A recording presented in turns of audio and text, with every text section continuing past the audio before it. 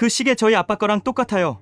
낯선 청년의 순수한 한마디에 서영의 심장이 얼어붙는 듯 했습니다. 우연히 들어간 국밥집에서 절대 들을 수 없는 말이었어요. 서영의 시계는 주문 제작한 세상에 단 하나뿐인 디자인이었죠. 도대체 이 청년이 어떻게 이 시계에 대해 알고 있는 걸까요? 사연 시작 전 구독과 좋아요를 눌러주시면 이 따뜻함을 더 많은 분들과 나눌 수 있습니다. 더불어 지금 어디서 듣고 계신지 댓글로 알려주시면 그곳으로 행운이 가득 깃들기를 바라겠습니다. 비가 내리기 시작했습니다.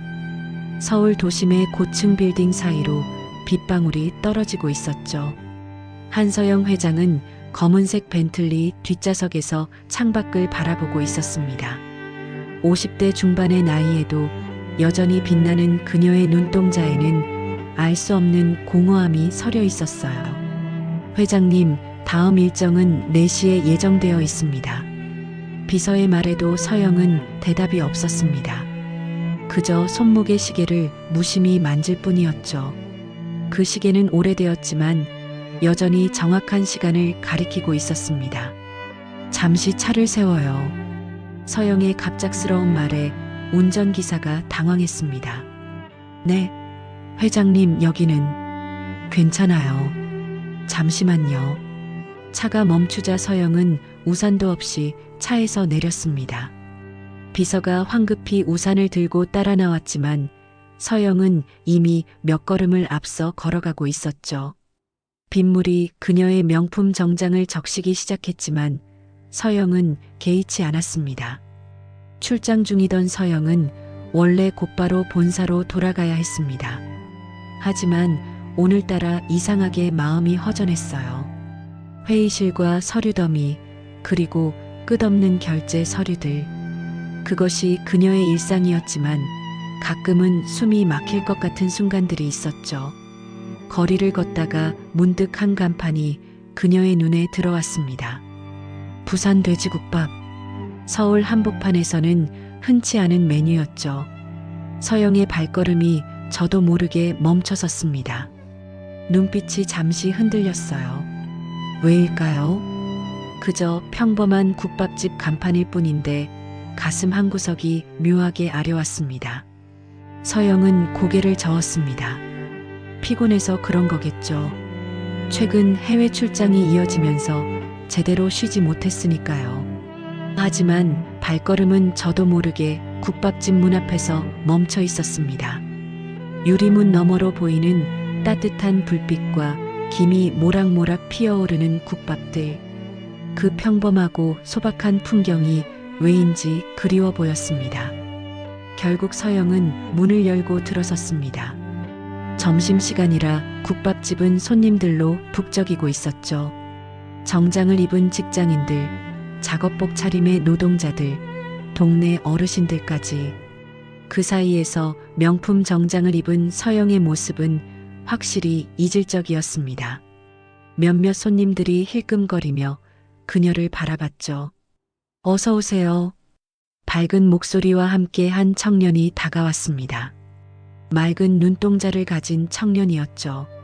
국밥집 유니폼을 입고 있었지만 어딘가 단정하고 지적인 느낌이 드는 얼굴이었습니다. 이름표에는 정우현이라고 적혀 있었어요. 혼자 오셨어요? 이쪽 자리로 안내해 드릴게요. 우현은 서영을 창가 자리로 안내했습니다. 서영은 묵묵히 자리에 앉았죠.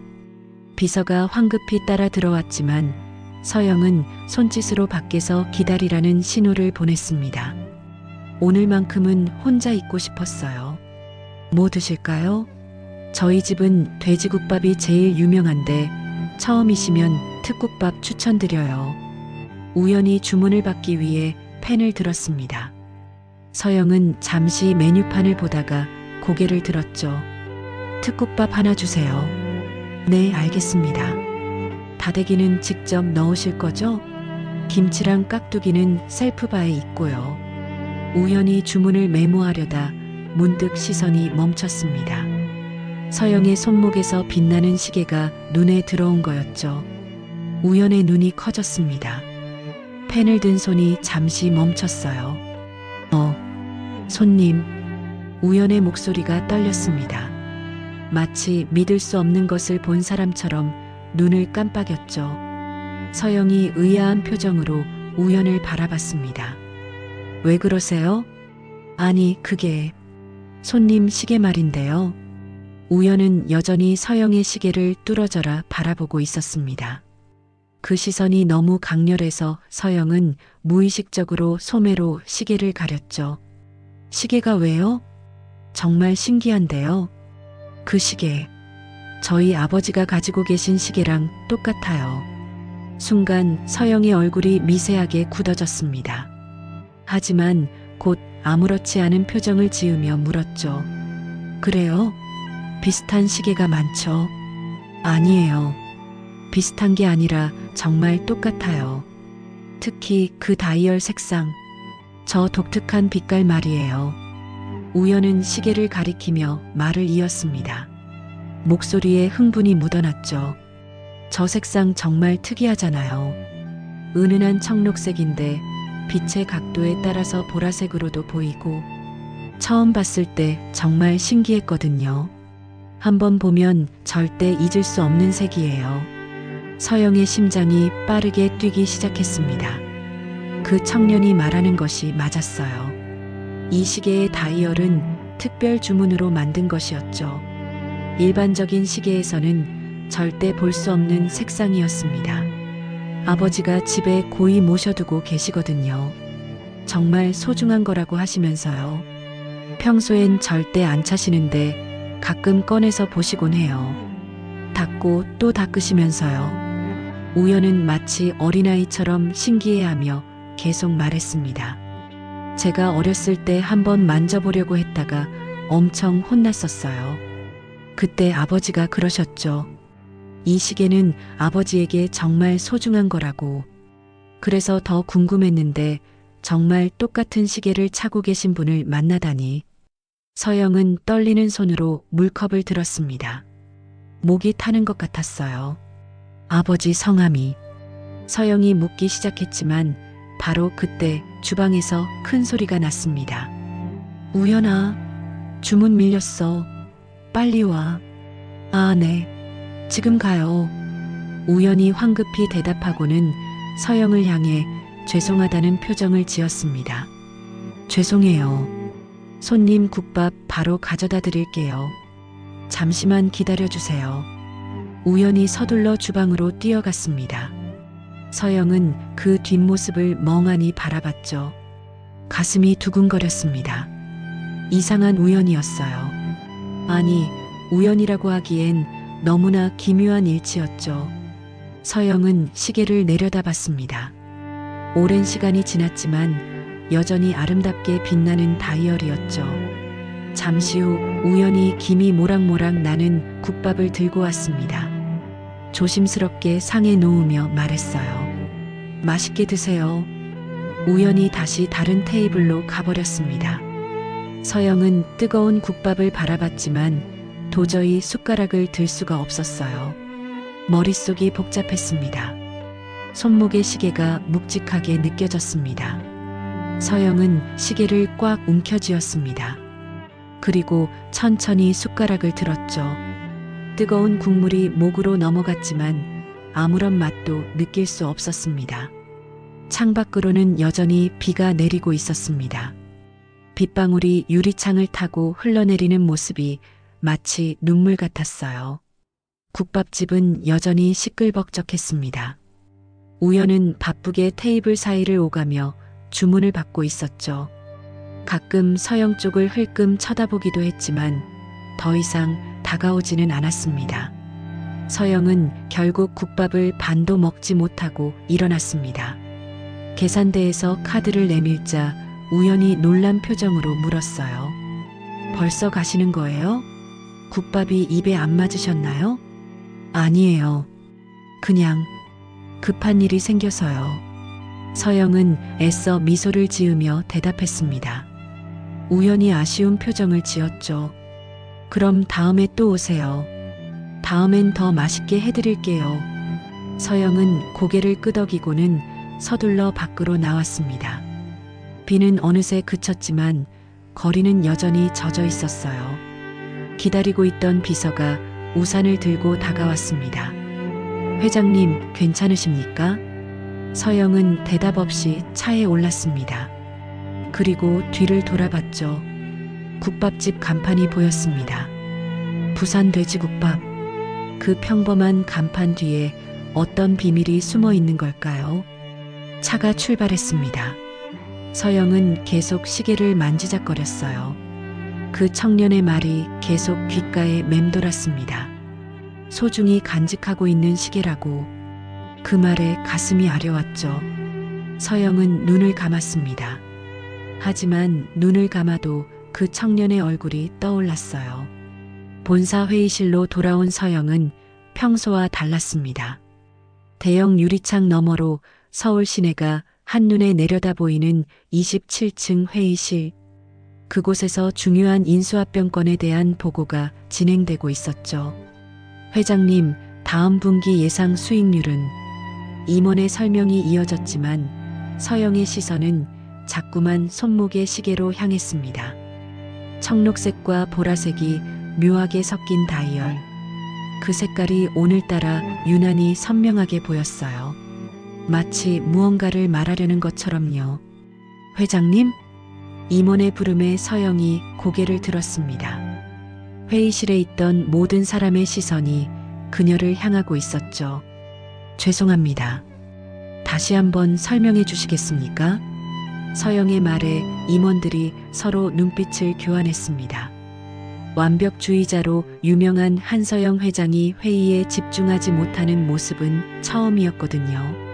비서실장이 걱정스러운 표정으로 서영을 살폈습니다. 보고가 다시 시작되었지만 서영의 머릿속에는 계속 그 청년의 목소리가 맴돌았습니다. 아버지가 집에 고이 모셔두고 계시거든요. 가끔 꺼내서 보시곤 해요. 닦고 또 닦으시면서요. 서영은 무의식적으로 시계를 만졌습니다. 차가운 금속의 감촉이 손끝에 전해졌죠. 오랜 시간 동안 빼본 적이 없었어요. 마치 이 시계가 자신의 일부인 것처럼요. 회장님, 계약서에 서명을 부탁드립니다. 비서가 서류를 내밀었습니다. 서영은 펜을 들었지만 손이 미세하게 떨리고 있었죠. 서명란에 이름을 쓰려다가 잉크가 번져버렸습니다. 아! 서영이 당황한 표정을 지었습니다. 임원들이 놀란 눈으로 바라봤죠. 서영은 급히 다른 서류를 가져오라고 지시했습니다. 오늘은 여기까지 하죠. 나머지는 내일 이어서 하겠습니다. 서영의 갑작스러운 회의 종료 선언에 임원들이 어리둥절했지만 아무도 이의를 제기하지 못했습니다. 회의실을 나서는 서영의 뒷모습이 왠지 지쳐 보였거든요. 집무실로 돌아온 서영은 의자에 몸을 기댔습니다. 창밖으로 어둠이 내려앉기 시작했죠. 도시의 불빛들이 하나둘씩 켜지고 있었습니다. 서영은 시계를 풀어 책상 위에 놓았어요. 조명 아래서 시계는 더욱 아름답게 빛났습니다. 다이얼의 색상이 각도에 따라 변하는 모습이 신비로웠죠. 서영은 시계 뒷면을 들여다봤습니다. 희미하게 새겨진 무언가가 있었어요. 오래되어 거의 보이지 않았지만 분명 거기 있었습니다. 똑똑. 노크 소리에 서영이 황급히 시계를 다시 차고 일어났습니다. 들어오세요. 비서실장이 들어왔습니다. 손에는 서류 뭉치를 들고 있었죠. 회장님, 내일 일정 검토를 부탁드립니다. 그리고 괜찮으신가요? 오늘 평소와 다르신 것 같아서요. 괜찮아요. 그냥 피곤해서 그래요. 서영이 애써 미소를 지었지만 비서실장은 여전히 걱정스러운 표정이었습니다. 무리하지 마시고 일찍 퇴근하시는 게 어떨까요? 그럴까요? 오늘은 그래야겠네요. 서영의 대답에 비서실장이 놀랐습니다. 야근이 일상인 서영이 일찍 퇴근한다니 정말 이상한 일이었죠. 밤 9시 서영은 집에 도착했습니다. 넓은 거실에 홀로 앉아 위스키를 따랐죠. 호박색 액체가 잔에 담기는 모습을 멍하니 바라봤습니다. 그리고 다시 시계를 풀어 탁자 위에 놓았어요. 시계는 여전히 정확한 시간을 가리키고 있었습니다. 초침이 똑딱똑딱 움직이는 소리가 고요한 집안에 울려 퍼졌죠. 서영은 시계를 들어 귀에 가져다 댔습니다. 규칙적인 기계음이 들렸어요. 마치 심장 박동 소리처럼요. 서영은 천천히 시계 뒷면을 손가락으로 쓸었습니다. 그리고 서랍에서 돋보기를 꺼냈죠. 뒷면을 자세히 들여다보니 희미한 각인이 보였습니다. 하지만 너무 오래되어 정확히 읽을 수는 없었어요. 휴대폰이 울렸습니다. 비서실장의 전화였죠. 회장님, 내일 아침 이사회가 있으신 거 아시죠? 네, 알고 있어요. 그리고 혹시 오늘 점심에 어디 다녀오신 곳이 있으신가요? 운전기사가 회장님께서 혼자 어디론가 가셨다고. 서영은 잠시 침묵했습니다. 국밥집, 그곳에서 만난 청년, 그리고 시계. 그냥 잠시 산책했어요. 신경 쓰지 마세요. 전화를 끄는 서영은 시계를 다시 손목에 찼습니다. 차가운 금속이 피부에 닿자 전율이 느껴졌죠. 서영은 창밖을 바라봤습니다. 서울의 야경이 반짝이고 있었죠. 그 불빛들 사이 어딘가에 그 청년이 있을 겁니다. 그리고 그의 아버지도, 똑같은 시계를 가진 그 사람도. 손에 땀이 났어요. 심장이 빠르게 뛰었죠. 무언가 큰 일이 일어날 것 같은 예감이 들었습니다. 그리고 그 예감은 틀리지 않을 거라는 걸 서영은 본능적으로 알고 있었습니다. 한편 우연은 국밥집 아르바이트를 마치고 집으로 향했습니다. 버스를 타고 30분쯤 가면 나오는 서울 외곽의 오래된 아파트였죠. 엘리베이터도 없는 5층 건물의 4층. 계단을 오르며 우연은 오늘 있었던 일을 떠올렸습니다. 그 특이한 시계를 차고 있던 여자 손님 말이에요. 현관문을 열자 따뜻한 된장찌개 냄새가 났습니다. 부엌에서 아버지 민호가 저녁을 준비하고 있었죠. 택시 운전을 마치고 일찍 들어온 모양이었습니다. 아빠 왔어요. 왔구나. 손 씻고 와. 밥 다 됐다. 민호는 앞치마를 두르고 상을 차리고 있었습니다. 50대 중반의 나이에도 여전히 단정한 모습이었죠. 다만 얼굴에는 세월의 흔적이 깊게 새겨져 있었습니다. 특히 눈가의 주름이 깊었어요. 오랜 시간 혼자서 아들을 키우며 살아온 흔적이었죠. 작은 거실 한쪽 벽에는 우연의 졸업사진들이 가지런히 걸려 있었습니다. 유치원부터 대학교까지. 그 옆으로는 오래된 가구들이 놓여 있었죠. 모두 30년은 넘어 보이는 것들이었습니다. 하지만 깨끗하게 관리되어 있었어요. 오늘은 일찍 들어오셨네요?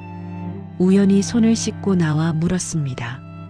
민호가 된장찌개를 떠넣으며 대답했죠. 응, 오늘은 손님이 별로 없더라.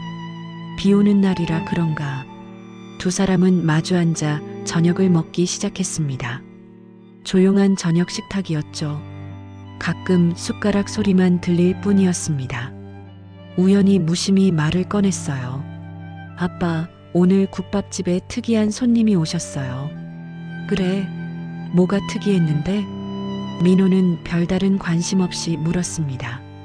우연히 밥을 씹으며 말을 이었죠. 아빠 시계랑 똑같은 걸 차고 계셨어요. 진짜 똑같았어요. 순간 민호의 손이 멈췄습니다. 숟가락을 든 채로 굳어버렸죠. 하지만 곧 아무렇지 않은 척 다시 밥을 떠먹었습니다. 그래, 비슷한 시계가 많잖아. 아니에요. 비슷한 게 아니라 정말 똑같았다니까요. 그 특이한 다이얼 색깔까지도요. 청록색인데 보라색으로도 변하는 거 있잖아요. 민호의 얼굴이 점점 굳어갔습니다. 하지만 우연은 눈치채지 못하고 계속 말했죠. 그 손님도 되게 놀라셨어요. 제가 아빠 시계랑 똑같다고 하니까 표정이 확 변하더라고요. 뭔가 깊은 사연이 있는 것 같았어요. 민호가 천천히 숟가락을 내려놓았습니다. 그리고 조용히 물었죠. 그 손님이 어떤 분이셨는데? 50대쯤 되신 여자분이었어요.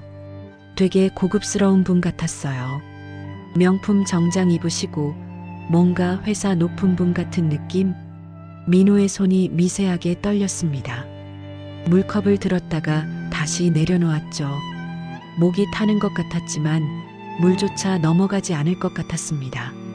아빠, 우연히 걱정스럽게 아버지를 바라봤습니다. 민호가 억지로 웃으며 말했죠. 아니야, 괜찮아.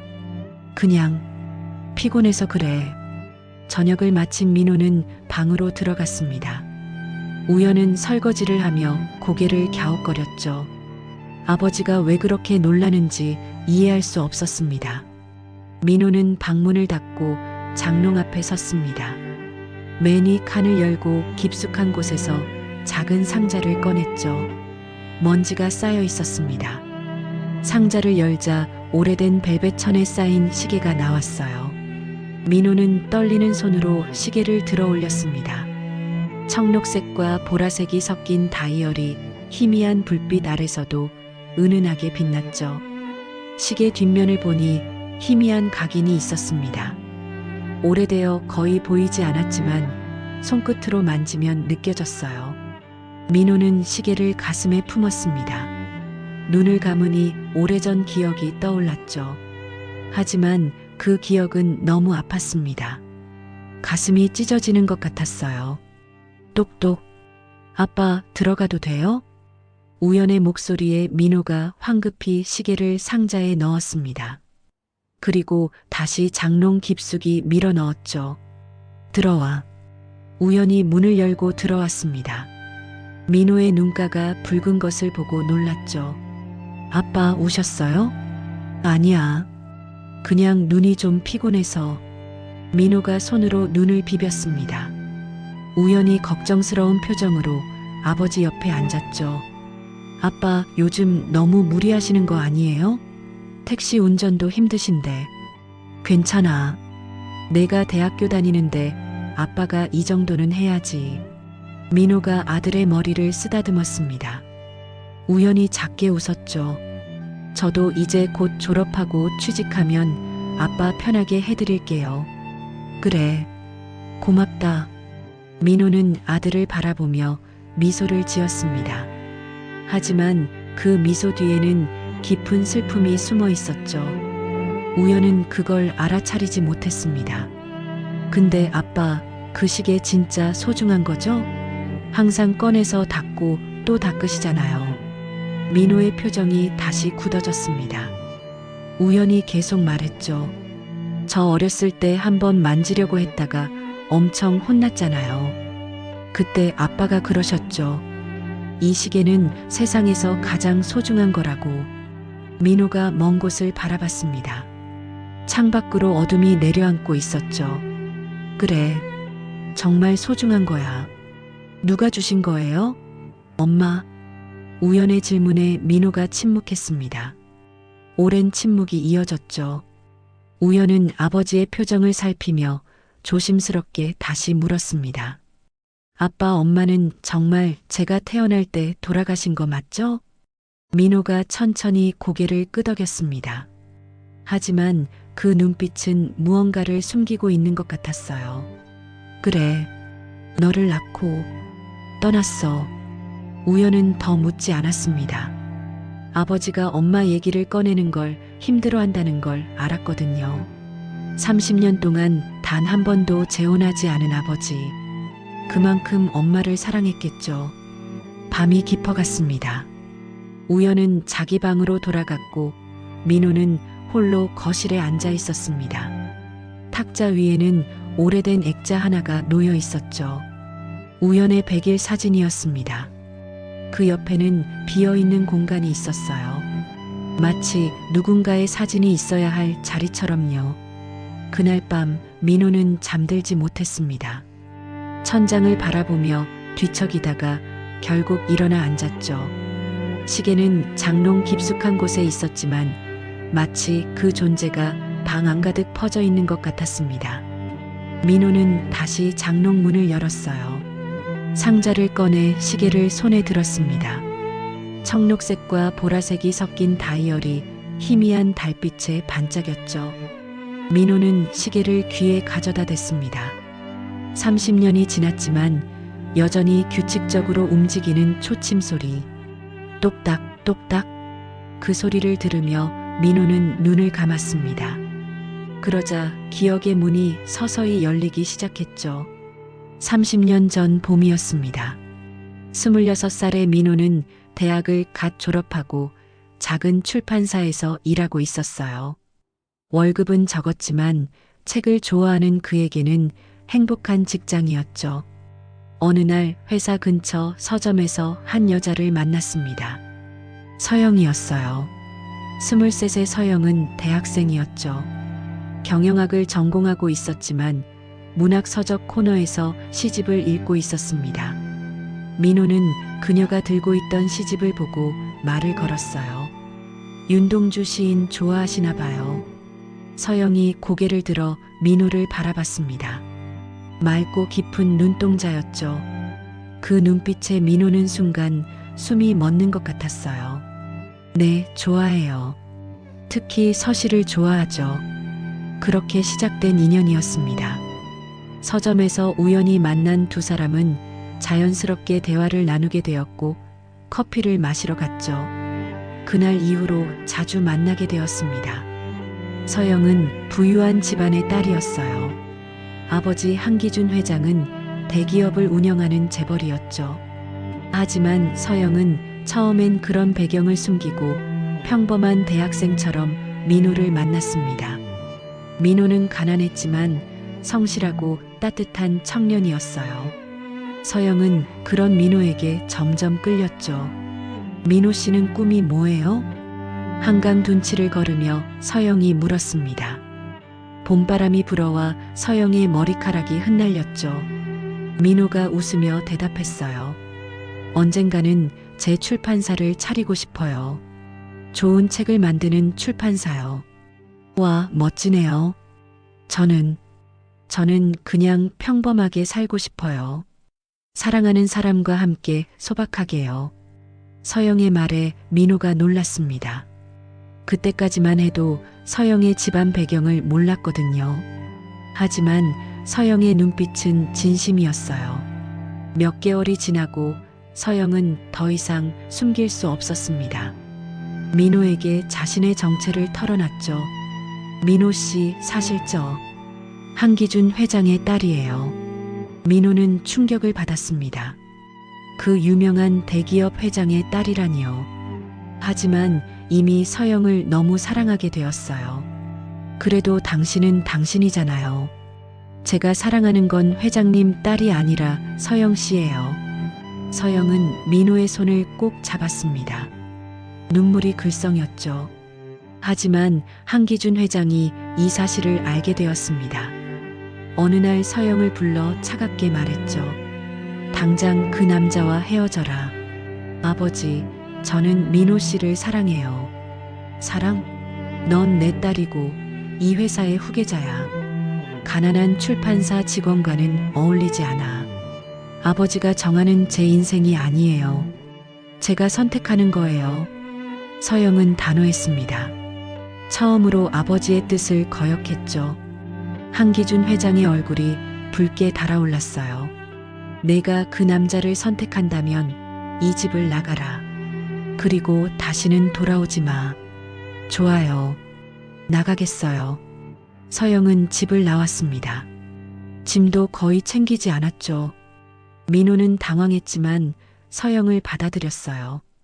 두 사람은 민호가 살던 작은 원룸에서 함께 살기 시작했습니다. 미안해요, 서영 씨. 이런 좁은 곳에서. 미안하긴요. 저 정말 행복해요. 서영은 진심이었습니다. 호화로운 저택보다 민호와 함께 있는 작은 원룸이 더 따뜻했거든요. 좁은 부엌에서 함께 요리를 하고 작은 밥상에서 마주보며 밥을 먹었죠. 민호는 특히 돼지국밥을 좋아했어요. 퇴근길에 종종 포장해 왔죠. 또 국밥이에요? 서영이 웃으며 물으면 민호가 쑥스럽게 대답했습니다. 제가 이것밖에 못 사드려서. 아니에요. 저도 좋아요. 당신이 좋아하는 건 다 좋아요. 두 사람은 가난했지만 행복했습니다. 비 오는 날엔 싸구려 우산 하나를 함께 쓰고 시장에 장을 보러 갔고 주말엔 한강 둔치를 걸으며 김밥을 먹었죠. 어느 날 서영이 특별한 선물을 준비했어요. 정성껏 포장된 상자를 민호에게 건넸죠. 뭐야 이게? 열어봐요. 민호가 상자를 열자 아름다운 시계가 나왔습니다. 청록색과 보라색이 섞인 독특한 다이얼을 가진 시계였죠. 서영 씨, 이건 너무 비싼 거 아니에요? 제가 스위스 시계 공방에 특별 주문한 거예요. 다이얼 색상도 제가 직접 골랐어요. 세상에 단 2개뿐이에요. 서영이 자신의 손목을 보여줬습니다. 똑같은 시계를 차고 있었죠. 하나는 제가, 하나는 당신이 가지는 거예요. 우리가 함께할 모든 시간을 담고 싶어서요. 민호는 감동해서 말을 잇지 못했어요. 시계 뒷면에는 작은 각인이 있었습니다. 두 사람만 아는 약속의 말이었죠. 평생 함께해요, 우리. 네, 약속해요. 두 사람은 서로를 꼭 안았습니다. 그때까지만 해도 이 행복이 영원할 줄 알았어요. 2년 후 서영이 임신을 했습니다. 두 사람은 기뻐서 울었죠. 비록 결혼식은 올리지 못했지만 서로에게는 이미 부부였으니까요. 우리 아기 이름 뭐로 할까요? 우연이 어때요? 우주의 우 나타날 현. 우리에게 나타난 우주 같은 존재라는 뜻으로 민호가 서영의 배를 쓰다듬으며 말했습니다. 서영이 행복하게 웃었죠. 뱃속의 아기가 꿈틀거렸어요. 그러나 그들은 몰랐습니다.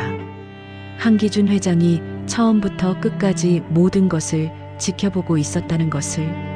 사람을 시켜 서영과 민호의 일거수일투족을 감시하고 있었죠. 딸이 임신한 사실도 이미 알고 있었습니다. 한기준 회장의 서재. 그는 비서실장 최도영에게 보고를 받고 있었어요. 서영이가 곧 출산한다고? 네, 회장님. 다음 달이 예정일입니다. 한기준 회장은 창밖을 바라봤습니다. 차가운 눈빛이었죠. 무언가를 결심한 듯한 표정이었습니다. 임신 9개월째 서울에 첫눈이 내리던 날이었죠. 서영은 만삭의 몸으로 작은 원룸 창가에 앉아 눈을 바라보고 있었어요. 민호는 출판사에서 야근을 하고 있었습니다. 연말이라 일이 많았거든요. 갑자기 배가 아프기 시작했습니다. 처음엔 가벼운 통증이었지만 점점 심해졌어요. 서영은 침대에 누워 숨을 고르려 했지만 통증은 더욱 심해졌죠. 그리고 다리 사이로 뭔가 흐르는 느낌이 들었습니다. 피었어요. 안 돼. 아직 시간이 남았는데. 서영은 떨리는 손으로 전화기를 들었습니다. 민호에게 전화를 걸었죠. 민호 씨, 나 피가 나요. 아기가. 전화를 받은 민호는 모든 것을 던져두고 뛰어나왔습니다. 택시를 잡아타고 집으로 향했어요. 서영은 침대에 쓰러져 있었습니다. 얼굴이 창백했죠. 민호는 서영을 안아들고 다시 택시를 탔습니다. 아저씨, 제발 빨리 가주세요. 병원으로요. 택시기사도 상황의 심각성을 알아차리고 속도를 냈습니다. 서영은 민호의 품에서 가쁜 숨을 쉬고 있었어요. 의식이 희미해지고 있었죠. 서영 씨, 정신 차려요. 조금만 참아요. 병원에 도착하자 의료진이 뛰어나왔습니다. 서영은 곧바로 응급실로 실려갔죠. 의사가 심각한 표정으로 민호를 바라봤습니다. 산모 상태가 매우 위험합니다. 태반 조기 박리로 보여요. 지금 당장 응급 제왕절개를 해야 합니다. 민호는 무너질 것 같았습니다. 손이 떨렸고 다리에 힘이 풀렸어요. 하지만 꿋꿋이 서 있었죠. 서영과 아기를 위해서요. 제발, 제발 둘 다 살려주세요. 최선을 다하겠습니다. 수술실 불빛이 켜졌습니다. 민호는 복도에서 기다렸어요. 의자에 앉을 수도 없었습니다. 계속 서성거리며 기도했죠. 시간이 영원처럼 느껴졌어요. 그때였습니다. 복도 끝에서 검은 정장을 입은 남자가 나타났어요. 최도영이었죠. 한기준 회장의 비서실장이었습니다. 민호는 그를 알아봤어요. 언젠가 서영과 함께 있을 때 멀리서 본 적이 있었거든요. 최도영은 천천히 걸어와 민호 옆에 섰습니다. 아무 말 없이 수술실을 바라봤죠. 민호는 불안한 마음에 그를 쳐다봤습니다. 왜 여기 계신 겁니까? 최도영은 대답하지 않았습니다. 그저 차가운 표정으로 서 있을 뿐이었죠. 1시간이 지났습니다. 수술실 문이 열리고 의사가 나왔어요. 하지만 이상했습니다. 의사는 민호를 지나쳐 최도영에게 먼저 다가갔거든요. 그리고 고개를 숙여 속삭였습니다. 비서실장님, 산모는 혼수 상태입니다. 하지만 살 것 같습니다. 아이도 무사히 태어났습니다. 최도영이 의사를 한쪽으로 데리고 갔습니다. 민호는 불안한 마음에 그들을 따라갔죠. 복도 구석에서 최도영이 의사에게 말했습니다. 회장님의 뜻 아시죠? 네, 알고 있습니다. 그럼 알아서 처리하십시오. 민호는 충격으로 온몸이 굳어버렸습니다. 무슨 말인지 알 것 같았어요. 서영의 아버지, 한기준 회장이 무언가 지시를 내린 것이었죠. 잠깐만요. 민호가 소리쳤습니다. 최도영이 돌아봤어요. 차가운 눈빛이었죠. 무슨 말씀을 하시는 겁니까? 제 아이 얘기를 하시는 건가요? 최도영이 민호를 위아래로 훑어봤습니다. 그리고 낮은 목소리로 말했죠. 그 아이는 이 집안의 혈통이 될 수 없습니다. 회장님께서는 그 아이가 세상에 존재하는 걸 원하지 않으십니다. 민호의 얼굴이 하얗게 질렸습니다. 다리가 후들거렸어요. 그는 최도영 앞으로 다가갔습니다. 그럴 수는 없어요. 그건 살인이에요. 조용히 하십시오. 이미 결정된 일입니다. 최도영이 돌아서려는 순간 민호가 그의 팔을 붙잡았습니다. 그리고 무릎을 꿇었어요. 병원 복도에 털썩 주저앉아 최도영의 바짓단을 붙잡았습니다. 제발, 제발 부탁드립니다. 민호의 목소리가 떨렸습니다. 눈물이 흘러내렸죠. 제가 잘못했습니다. 제가 서영 씨를 사랑한 게 잘못이라면 제가 벌을 받겠습니다. 하지만 아이는 아무 죄가 없어요. 최도영은 무릎 꿇은 민호를 내려다봤습니다. 젊은 남자가 자신의 발 앞에 엎드려 울고 있었어요. 제발이요. 아이만은 살려주세요. 제가 뭐든 하겠습니다. 서영 씨와 헤어지라면 헤어지겠습니다. 영원히 사라지라면 사라지겠습니다. 민호는 이마를 바닥에 대고 울었습니다. 자존심도 체면도 다 버렸어요. 오직 아이를 살리고 싶은 마음뿐이었죠. 제 목숨을 가져가셔도 좋습니다. 대신 아이만은, 제발 아이만은 살려주세요. 최도영의 표정이 미세하게 변했습니다. 한 남자가, 한 아버지가 자식을 위해 모든 것을 버리는 모습이 그의 마음을 흔들었어요. 한참을 침묵하던 최도영이 입을 열었습니다. 정말 모든 것을 포기할 수 있습니까? 민호가 고개를 들었습니다. 눈물로 얼룩진 얼굴이었지만 눈빛은 확고했어요. 네, 서영 씨를 다시는 만나지 않겠습니다. 아이도 데려가겠습니다. 저 혼자 키우겠습니다. 평생 그 약속을 지킬 수 있습니까? 단 한 번이라도 나타나면 그땐 정말로 아이도 당신도 무사하지 못할 겁니다. 맹세합니다. 절대로 나타나지 않겠습니다. 최도영은 오랫동안 민호를 바라봤습니다. 그리고 결정을 내렸죠. 신생아실로 가십시오. 아이를 데려가되 지금 당장 사라지십시오. 그리고 영원히 나타나지 마십시오. 민호는 믿을 수 없다는 표정으로 최도영을 바라봤습니다. 정말 아이를 살려주시는 겁니까? 서영 양에게는 아이가 죽었다고 할 겁니다. 출산 과정에서 사망했다고요. 그리고 당신도 사라진 겁니다. 비겁하게 도망쳤다고 할 겁니다. 민호의 가슴이 찢어지는 것 같았습니다. 서영에게 그런 상처를 주어야 한다니요. 하지만 아이를 살리기 위해서는 어쩔 수 없었어요. 알겠습니다. 민호는 신생아실로 갔습니다. 유리창 너머로 갓 태어난 우연이 보였어요. 작은 아기가 숨을 쉬고 있었죠.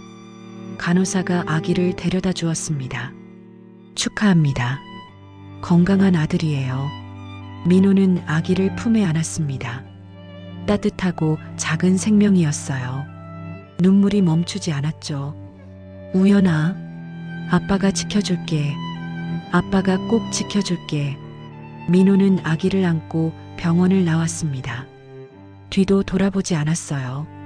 수술실에는 여전히 혼수 상태인 서영이 누워 있었지만 민호는 작별 인사도 할 수 없었습니다. 눈이 내리고 있었어요. 민호는 아기를 품에 꼭 안고 걸었습니다. 갓 태어난 아기를 데리고 갈 곳도 준비된 것도 없었지만 일단 살아야 했어요. 아기를 위해서요. 며칠 후 서영이 깨어났습니다. 첫 마디가 아기를 찾는 것이었어요. 아기, 내 아기는요? 최도영이 차갑게 대답했습니다. 죽었습니다. 출산 중에 사망했습니다. 서영의 비명이 병실을 가득 채웠습니다. 그리고 민호를 찾았죠. 민호 씨는요? 민호 씨는 어디 있어요? 그 남자는 떠났습니다. 당신과 아이를 버리고 도망쳤습니다. 서영은 믿을 수 없다는 표정으로 최도영을 바라봤습니다. 그리고 다시 의식을 잃었어요. 모든 것을 한순간에 잃은 충격을 견딜 수 없었던 거죠. 다음 해 봄, 서영은 아버지의 저택으로 돌아왔습니다. 하지만 예전의 서영이 아니었어요. 영혼이 빠져나간 것처럼 텅 빈 눈동자로 하루하루를 보내고 있었죠. 방에 틀어박혀 커튼도 치지 않은 채 어둠 속에서 지냈습니다. 한기준 회장은 딸의 방 앞에 서서 문을 노크했습니다. 서영아, 밥은 먹어야지. 대답이 없었어요. 회장은 한숨을 쉬며 돌아섰죠. 최도영이 복도에서 기다리고 있었습니다. 서영이가 계속 저러네. 이제 그만 일어났으면 좋겠는데. 시간이 필요하실 겁니다, 회장님. 한기준 회장은 고개를 끄덕였습니다. 하지만 마음 한구석이 불편했어요. 딸을 위한 선택이었다고 믿었지만 결과적으로 딸을 망가뜨린 것 같았거든요. 한편 민호는 서울을 떠나 지방 소도시로 내려갔습니다. 갓난아기를 데리고 갈 곳이 없었어요. 다행히 고향의 먼 친척이 도와주었죠. 작은 단칸방을 얻고 택시 운전을 시작했습니다. 새벽 4시에 일어나 우유를 타고 기저귀를 갈고 아기를 어르고 달래며 하루를 시작했어요. 낮에는 이웃집 할머니에게 우연을 맡기고 택시를 운전했죠. 밤에는 다시 아기를 데리고 와서 돌봤습니다. 우연아, 아빠밖에 없어서 미안해. 민호는 잠든 우연의 작은 손을 잡으며 속삭였습니다. 아기는 평화롭게 잠들어 있었어요. 민호는 시계를 꺼내봤습니다. 청록색과 보라색이 섞인 다이얼이 희미한 불빛에 반짝였죠. 엄마가 준 시계야. 언젠가는 내가 엄마를 만날 수 있을까? 하지만 민호는 고개를 저었습니다. 약속은 약속이었으니까요. 우연을 살리기 위해 모든 것을 포기한 약속이었죠. 시간이 흘렀습니다. 서영은 조금씩 일상으로 돌아왔어요. 하지만 웃음을 잃었죠. 차갑고 날카로운 사람이 되어갔습니다. 한기준 회장은 딸을 회사 일에 몰두하게 했어요. 이제 내가 후계자가 되어야 한다. 감정은 버려. 오직 이성으로만 판단해야 해. 서영은 아버지의 말대로 했습니다. 아침 7시에 출근해서 밤 11시에 퇴근했죠. 주말도 없었어요. 일에만 매달렸습니다. 그것만이 고통을 잇는 방법이었거든요. 회의실에서 서영은 냉정했습니다. 실적이 떨어진 임원을 가차없이 질책했고 경쟁사를 무너뜨리는 전략을 짜는데 주저함이 없었죠. 사람들은 그녀를 얼음 여왕이라고 불렀습니다. 시간이 흘러 우연히 5살이 되었습니다. 유치원에 다니기 시작했죠. 민호는 여전히 택시를 운전하며 아들을 키우고 있었어요. 아빠, 엄마는 어디 있어요? 우연히 물었습니다. 다른 아이들은 모두 엄마가 있는데 자신에게만 없다는 걸 알게 된 거였죠. 엄마는 하늘나라에 갔어. 왜요? 우연히 싫어서요? 민호의 가슴이 아팠습니다. 아이의 순수한 질문에 뭐라고 대답해야 할지 몰랐어요. 아니야. 엄마는 우연이를 정말 사랑했어. 하지만 우연이를 낳고 아파서 하늘나라로 간 거야. 우연은 고개를 끄덕였습니다. 하지만 여전히 슬픈 표정이었죠. 그 후 서영은 이사가 되었습니다. 33살의 나이에 대기업 최연소 이사였죠. 하지만 여전히 혼자였습니다. 수많은 남자들이 접근했지만 서영은 모두 거부했어요. 마음속에는 여전히 민호와의 기억이 남아 있었거든요. 밤마다 서영은 시계를 보며 울었습니다. 아무도 없는 집에서 혼자서요. 술에 의지하기 시작했죠. 위스키 한 병을 비우고 나서야 겨우 잠들 수 있었습니다. 시계의 각인이 흐릿해질 만큼의 시간이 더 흘렀어요. 우연히 서울로 대학을 가게 되었어요. 공부를 잘했거든요. 민호는 아들이 자랑스러웠죠. 그렇게 두 사람은 다시 서울로 올라오게 되었어요. 서울 외곽에 작은 집을 마련했지만 학비와 생활비가 빠듯했습니다. 택시 운전으로는 한계가 있었죠. 아빠, 저 알바할게요. 아빠 혼자 너무 힘들잖아요. 그때부터 우연은 여러 가지 아르바이트를 하며 아버지를 도왔어요. 어느 날 민호는 다시 시계를 꺼내봤습니다. 시계 뒷면의 각인이 희미하게 보였죠. 손가락으로 쓸어내렸어요. 서영 씨, 우리 아들 잘 크고 있어. 당신 닮은 것 같아. 똑똑하고 따뜻해. 그 무렵 한기준 회장이 세상을 떠났습니다. 서영은 회장 자리에 올랐어요. 장례식장에서 서영은 눈물 한 방울 흘리지 않았습니다. 아버지, 이제 편히 쉬세요. 차가운 인사만 남기고 서영은 돌아섰어요. 최도영이 따라왔습니다. 회장님, 이제 모든 게 끝났습니다. 끝이요? 아무것도 끝나지 않았어요. 서영의 목소리는 공허했습니다. 권력의 정점에 올랐지만 마음은 여전히 텅 비어 있었거든요. 민호는 이제 50대 중반이 되었죠. 머리에 흰머리가 많아졌지만 여전히 택시를 운전했습니다. 아빠, 이제 그만 쉬어도 돼요. 제가 곧 졸업하면 취직할 거예요. 아직 멀었어. 아빠가 조금만 더 힘낼게. 민호는 웃었지만 피곤함이 묻어났어요. 30년 동안 혼자 아이를 키우느라 지쳐 있었죠. 그리고 현재 서영은 여전히 혼자였고 민호도 여전히 혼자였습니다. 두 사람 모두 시계를 간직하며 살았죠. 한 사람은 원망하며 한 사람은 그리워하며 서영은 매일 같은 시간에 시계를 봤습니다. 오후 3시 20분. 우연히 태어난 시간이었어요. 그때마다 가슴이 아팠죠. 자신이 낳았지만 한 번도 안아보지 못한 아이. 죽었다고 들었지만 여전히 꿈에 나타나는 아이. 민호도 같은 시간에 시계를 봤습니다.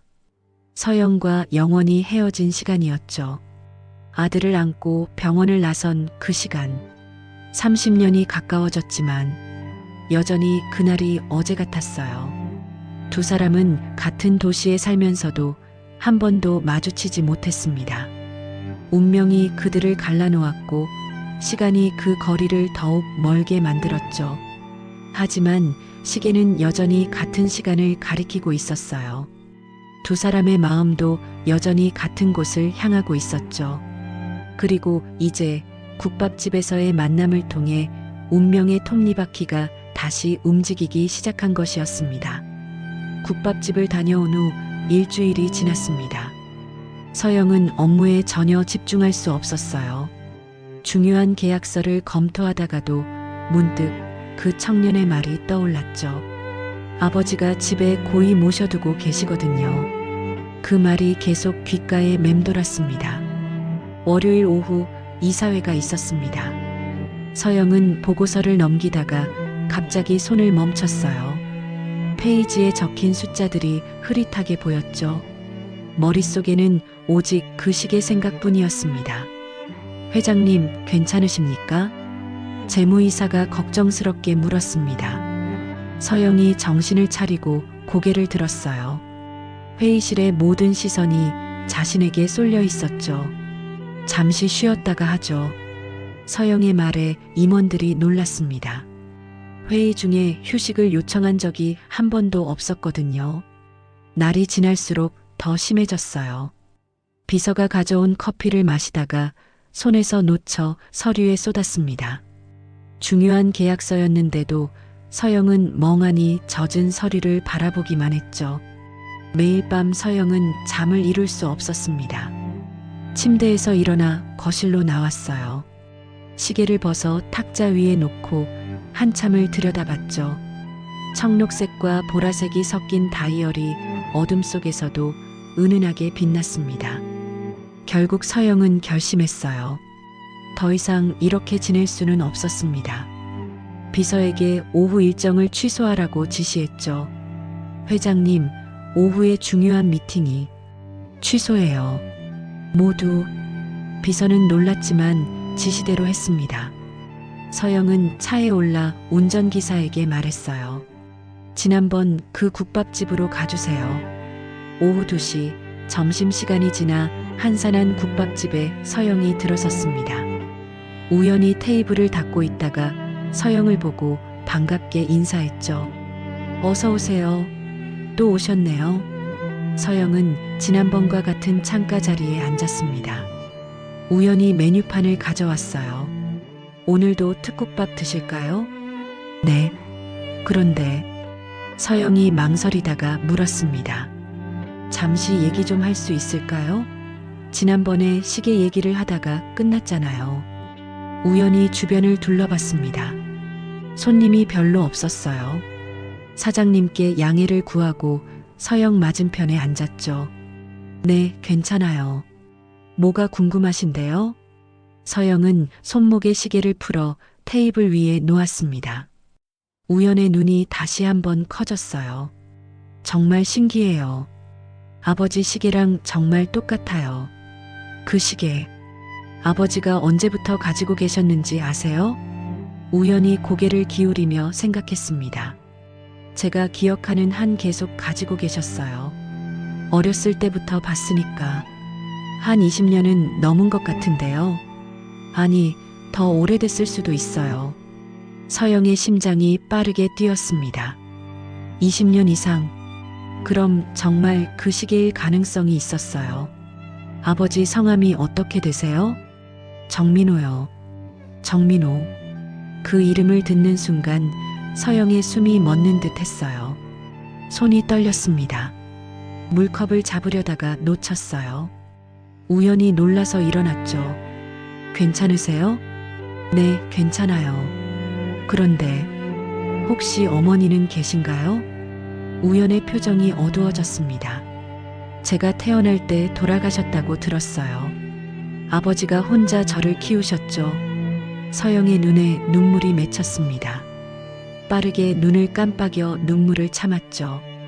우연히 걱정스럽게 물었어요. 손님, 정말 괜찮으세요?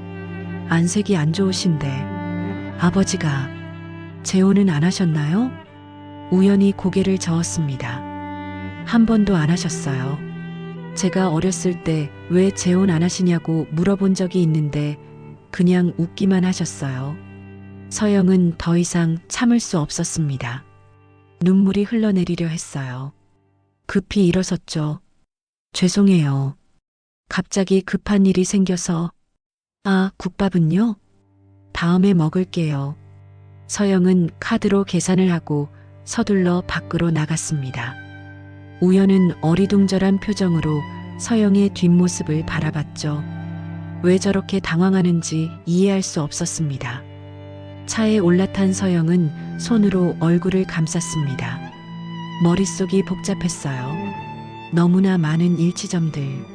하지만 확신할 수는 없었죠. 이 의심을 확신으로 바꾸든 아니면 완전히 지워버리든 분명히 확인해야만 했습니다.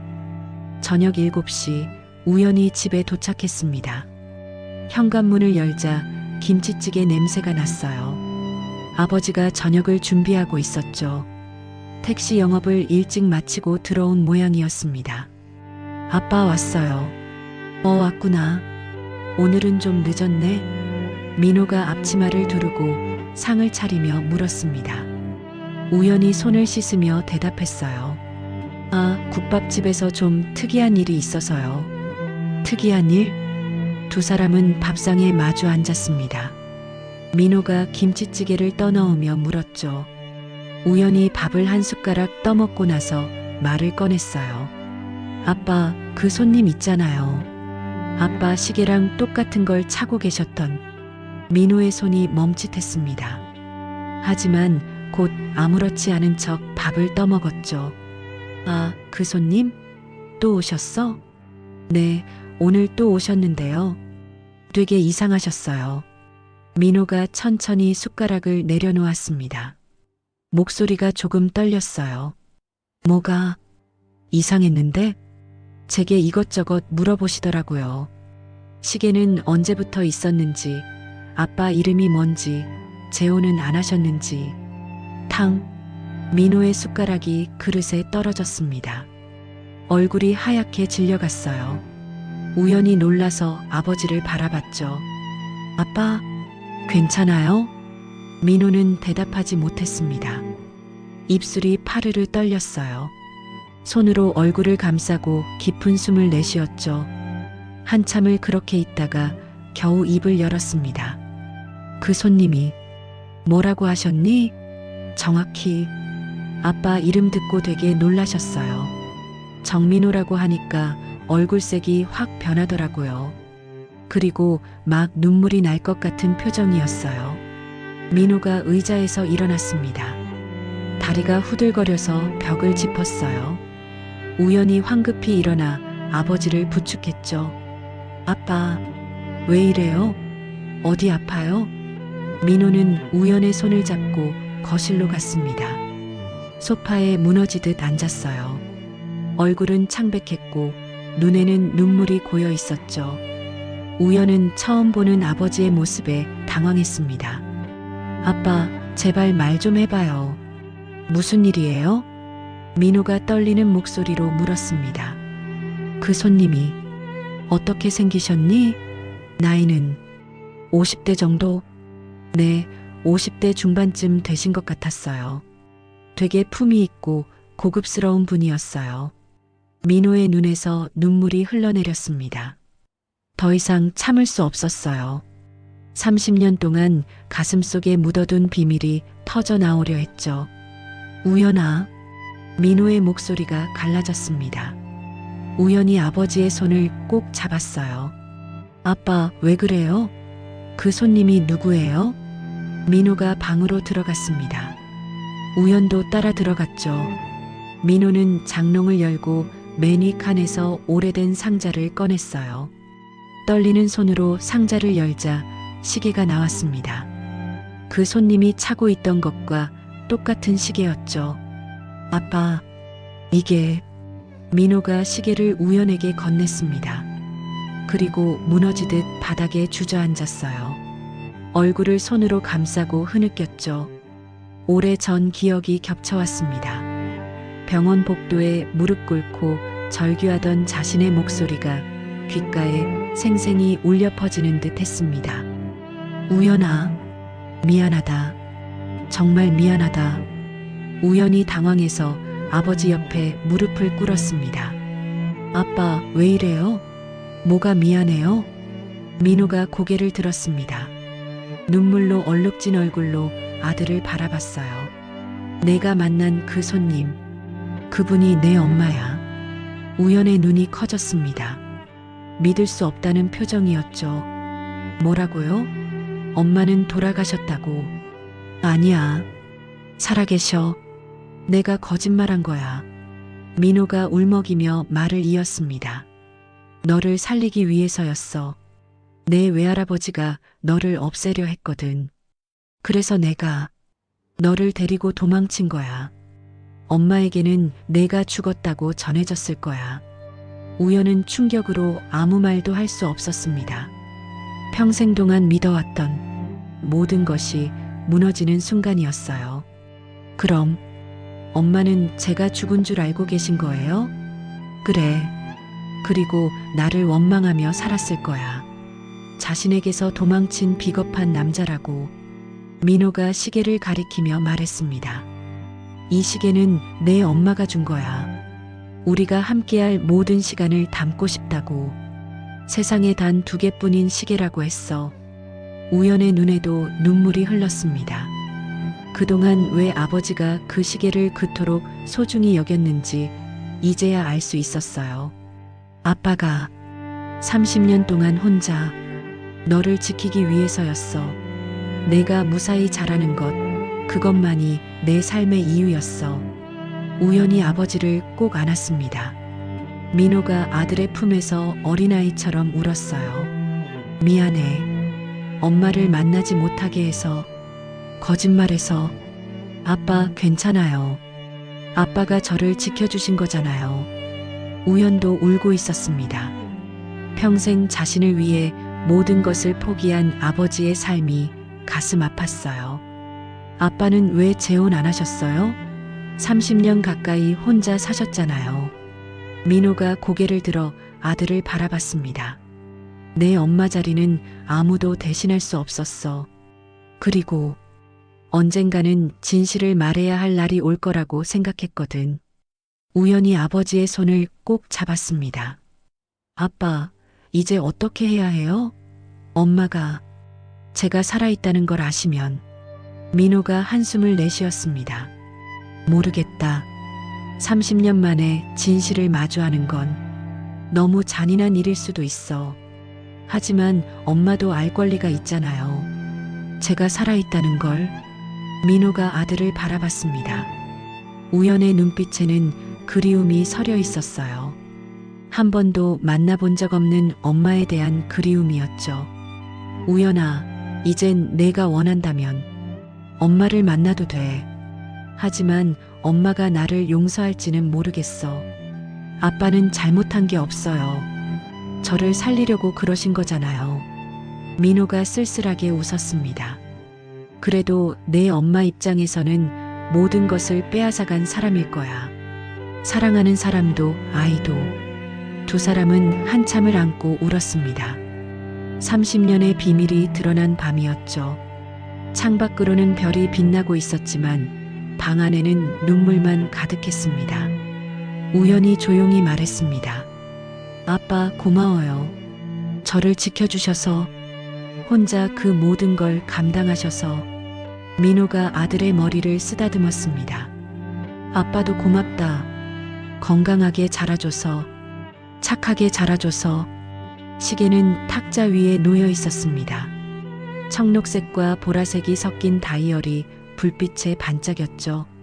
30년의 시간을 간직한 시계. 이제 그 시계가 새로운 시간을 가리키기 시작했습니다. 한편 서영은 국밥집을 다녀온 후 잠을 이룰 수 없었습니다. 새벽 3시 침대에서 일어나 서재로 갔어요. 한숨을 쉬며 의자에 기댔습니다. 시계를 만지작거리며 생각에 잠겼어요. 그 청년이 말한 것들이 계속 머릿속을 맴돌았죠. 어머니는 제가 태어날 때 돌아가셨대요. 아버지가 혼자 저를 키우셨죠. 아침이 되자 서영은 비서를 불렀습니다. 정우현이라는 청년, 그리고 그의 아버지 정민호. 모든 정보를 조사해 주세요. 네, 회장님. 어떤 정보를 원하시는지요? 모든 것. 주민등록, 가족관계, 직업, 거주지, 모든 것을 알아봐 주세요. 비서는 의아한 표정이었지만 지시대로 했습니다. 이틀 후 비서가 서류를 가져왔어요. 회장님, 조사 결과입니다. 서영은 떨리는 손으로 서류를 받았습니다. 첫 장을 넘기자 정우현의 사진이 나왔어요. 국밥집에서 본 그 청년이 맞았죠. 생년월일을 본 서영의 숨이 멎는 것 같았습니다. 자신이 출산한 날짜와 정확히 일치했어요. 다음 장을 넘겼습니다. 정민호의 정보가 나왔죠. 1969년생, 현재 택시기사, 독신, 자녀 1명. 서영의 손이 떨렸어요. 나이도 맞고 이름도 맞았습니다. 혹시 정민호 씨의 출신 대학이나 이전 직업 기록이 있나요? 비서가 서류를 뒤적이며 대답했습니다. 서울대학교 국문학과를 졸업했고 한때 출판사에서 일했다는 기록이 있습니다. 서영의 눈에서 눈물이 흘러내렸습니다. 모든 게 일치했어요. 그 민호가 맞았습니다. 30년 전 자신이 사랑했던 그 사람이었죠. 그럼 정우현의 어머니는? 정보가 없습니다. 서영은 가슴이 찢어지는 것 같았습니다. 엄마에 대한 정보가 없다니. 혹시 정보를 남길 수 없었던 것은 아닐까요? 회장님, 괜찮으십니까? 비서의 목소리가 들렸지만 서영은 대답할 수 없었습니다. 비서를 내보낸 후 서영은 혼자 감정을 추스렸어요. 그리고 더 깊이 파고들기로 했습니다. 30년 전 그 병원을 찾아갔어요. 하지만 병원은 이미 오래전에 문을 닫았고 의료 기록도 찾을 수 없었죠. 며칠 동안 수소문한 끝에 서영은 당시 병원에서 일했던 간호사 한 명을 찾아냈습니다. 이미 은퇴한 70대 노인이었어요. 30여 년 전 한서영이라는 산모를 기억하시나요? 간호사는 한참을 생각하다가 고개를 끄덕였습니다. 아, 기억나요. 응급으로 오셨던 젊은 산모. 참 안 됐었죠. 무슨 일이 있었나요? 출혈이 심해서 위험했어요. 그런데 이상한 일이 있었죠. 서영의 심장이 빠르게 뛰었습니다. 이상한 일이요? 아기는 분명 살아서 울음을 터뜨렸는데 나중에 보니 사망 처리가 되어 있더라고요. 그리고 아기 아버지도 사라졌고요. 그때 누가 그런 지시를 했는지 기억나세요? 간호사가 조심스럽게 대답했습니다. 검은 정장을 입은 남자가 왔었어요. 의사랑 뭔가 얘기를 나누더니 그 후로 모든 게 이상하게 처리됐죠. 서영은 알 것 같았습니다. 아버지가 보낸 사람이었겠죠. 최도영 비서실장이었을 겁니다. 서영은 최도영을 찾기 시작했어요. 은퇴한 후 경기도의 한 요양원에 있다는 정보를 얻었죠. 서영은 곧바로 차를 몰고 요양원으로 향했습니다. 요양원 정원에서 최도영을 만났어요. 80대가 된 노인이었지만 서영을 보자마자 알아봤죠. 서영 양. 아니, 회장님. 최 비서실장님. 제가 출산하던 그날 무슨 일이 있었던 겁니까? 최도영은 한숨을 쉬었습니다. 오래된 비밀의 무게가 느껴졌어요. 언젠가는 이날이 올 줄 알았습니다. 제 아이는 정말 죽은 건가요? 최도영이 고개를 저었습니다. 아니요. 살아있었습니다. 서영의 다리에 힘이 풀렸어요. 벤치에 주저앉았죠. 그럼 왜? 선대 회장님의 명령이었습니다. 아이를 없애라고 하셨죠. 하지만 최도영이 잠시 멈췄다가 말을 이었습니다.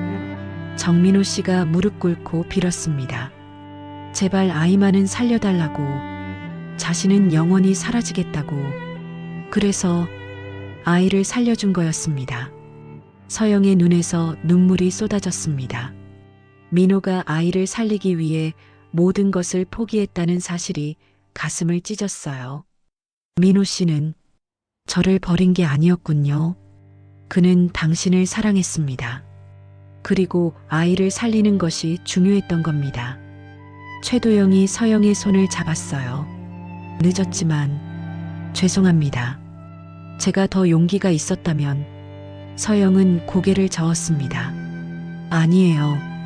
덕분에 제 아이가 살았잖아요. 요양원을 나온 서영은 차 안에서 한참을 울었습니다. 오랜 오해가 풀린 순간이었어요. 민호는 자신을 버린 게 아니었습니다. 아이를 지키기 위해 희생한 거였죠. 그리고 우현, 자신이 낳은 아들이 바로 눈앞에 있었는데 몰랐던 거였습니다. 건강하고 착하게 자란 아들. 민호가 혼자서 얼마나 힘들게 키웠을까요? 서영은 시계를 꺼내봤습니다.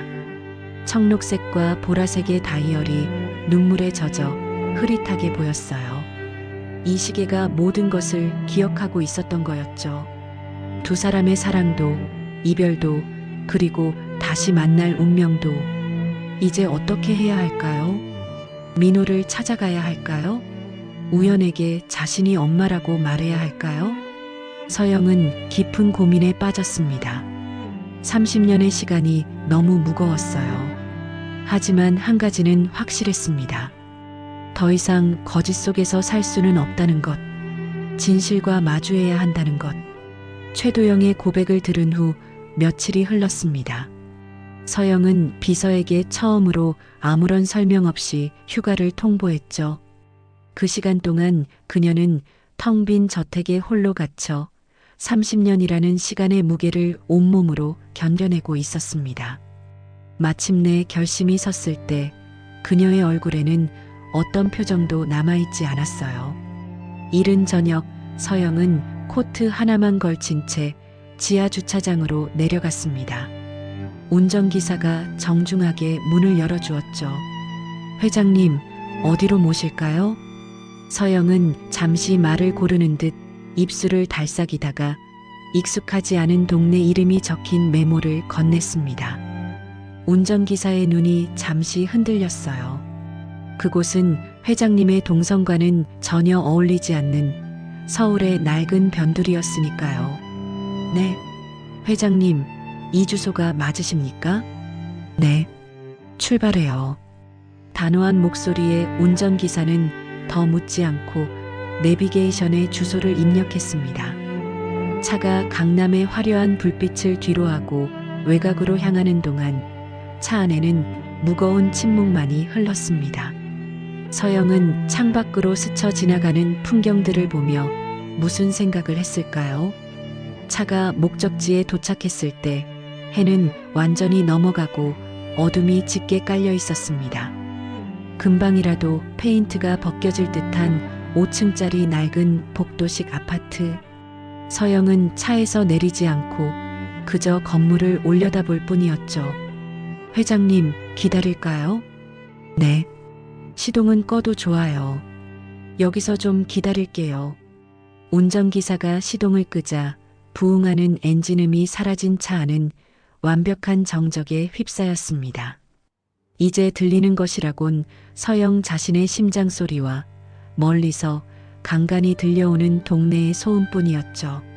시간은 더디게 흘렀습니다. 저녁을 먹고 나온 가족들의 웃음소리가 들렸다가 사라지고 늦은 시간까지 켜져 있던 집들의 불빛이 하나둘씩 꺼져갔습니다. 서영은 미동도 없이 4층의 한 창문만 하염없이 바라보고 있었어요. 저곳에 그가 그리고 나의 아들이 살고 있었습니다. 자정이 가까워질 무렵 저 멀리서 낡은 개인 택시 한 대가 헤드라이트를 밝히며 단지로 들어왔습니다. 서영의 심장이 철렁 내려앉았죠. 택시는 익숙하게 주차를 마쳤고 운전석에서 피곤에 절은 한 남자가 내렸습니다. 민호였어요. 30년의 세월이 그의 어깨를 무겁게 짓누르고 있었지만 서영의 눈에는 또렷했습니다. 그를 본 순간 서영은 숨쉬는 법조차 잊어버린 것 같았어요. 민호가 건물 입구를 향해 발을 떼는 순간 서영은 거의 반사적으로 차 문을 열었습니다. 끼익 하는 날카로운 소음과 함께 서영이 차에서 내렸죠. 그 소리에 민호의 발걸음이 우뚝 멈췄습니다. 그가 천천히 고개를 돌렸을 때 세상의 모든 소리가 사라졌습니다. 가로등 불빛 아래 서영이 서 있었습니다. 민호의 입술이 희미하게 벌어졌어요. 손에 들고 있던 낡은 서류 가방이 힘없이 바닥으로 툭 떨어졌죠. 믿을 수 없다는 듯 눈을 몇 번 깜빡였습니다. 꿈이라고 생각하는 것 같았어요. 서영 씨? 바람 소리에 섞여 들려온 그의 목소리에 서영은 참았던 숨을 겨우 내뱉었습니다. 눈물이 시야를 흐렸지만 그녀는 똑바로 그를 바라보며 한 걸음 다가섰죠. 나예요. 민호 씨. 서로의 이름을 확인한 순간 30년의 시간이 두 사람 사이에서 와르르 무너져 내렸습니다. 서영이 떨리는 목소리로 물었어요. 그건 평생을 품고 살아온 그녀의 가장 아픈 질문이었습니다. 물어보고 싶었어. 30년 내내 왜 날 버렸어요? 그 말에 민호의 얼굴이 고통으로 일그러졌습니다. 그는 마치 울음을 터뜨리기 직전의 아이처럼 입술을 깨물며 고개를 저었죠. 아니에요. 서영 씨 버린 게 아니라고. 민호가 울컥하며 소리쳤습니다. 내가 버린 건 내 인생이었어. 당신하고 우리 우연히 우리 아들 살리려고. 내가 버릴 수 있는 게 그것밖에 없었단 말이야. 우리 아들이라는 말. 그 말이 서영의 심장에 거대한 파도처럼 밀려들었습니다. 난 아이가 죽었다고 들었어요. 당신은 나를 버리고 도망쳤다고 그렇게만 알고 평생을 당신을 미워하는 힘으로 살았는데 그런데 우리 아이를 살린 게 당신이었다니. 서영이 다리에 힘이 풀려 주저앉으려는 순간 민호가 달려와 그녀의 팔을 붙잡았습니다. 그리고 그대로 그녀를 품에 끌어안았죠. 두 사람은 서로를 부서져라 껴안았습니다. 원망도 미움도 그리움도 모두 뜨거운 눈물이 되어 터져나왔어요. 서영은 민호의 품에 얼굴을 묻고 아이처럼 서럽게 울었고 민호는 그런 서영의 등을 연신 쓸어내리며 함께 눈물을 삼켰습니다.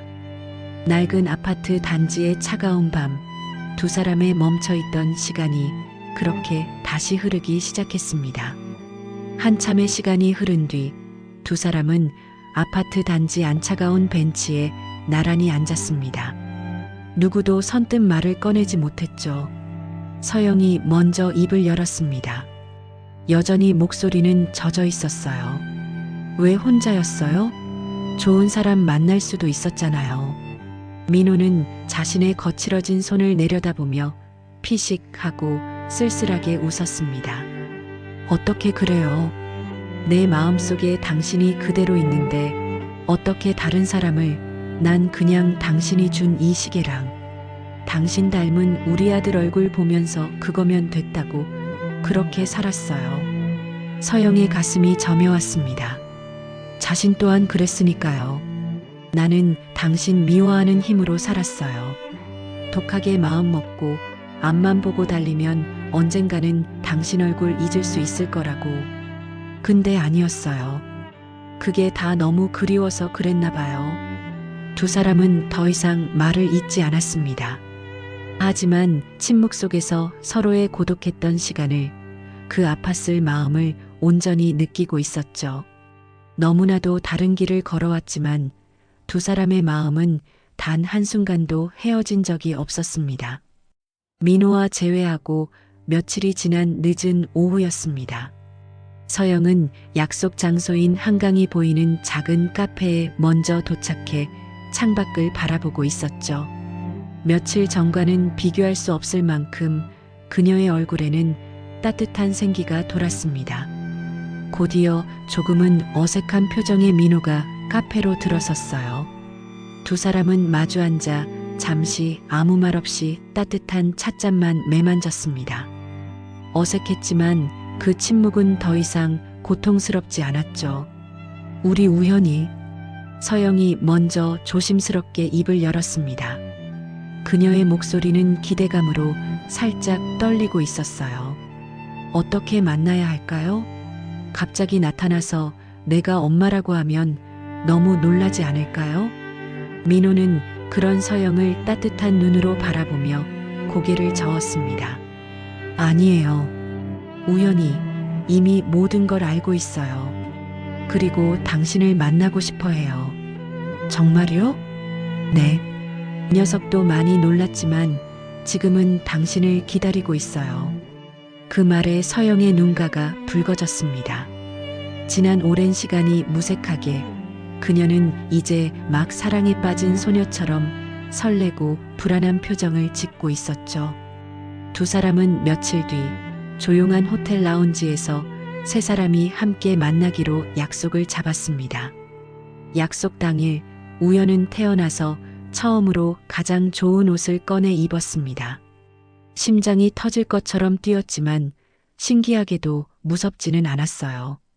아버지가 겪었을 고통, 그리고 평생 모르고 살았던 어머니의 존재를 생각하면 가슴이 저며왔지만 그 모든 것을 뛰어넘는 거대한 행복감이 온몸을 감싸고 있었거든요. 라운지에 들어서자 창가에 나란히 앉아 자신을 기다리는 두 사람이 보였습니다. 긴장한 기색이 역력한 아버지와 그런 아버지의 손을 가만히 잡아주고 있는 한 여자. 국밥집에서 만났던 바로 그분이었습니다. 우연히 다가서자 두 사람이 동시에 자리에서 일어났죠. 서영은 우연의 얼굴을 보자마자 준비했던 모든 말들을 잊어버렸습니다. 그저 눈물만 하염없이 흘러내렸어요. 하지만 그건 슬픔의 눈물이 아니었습니다. 오랜 시간을 돌고 돌아 마침내 아들을 마주한 경이로움과 벅찬 기쁨의 눈물이었죠. 우연아. 서영이 떨리는 목소리로 아들의 이름을 불렀습니다.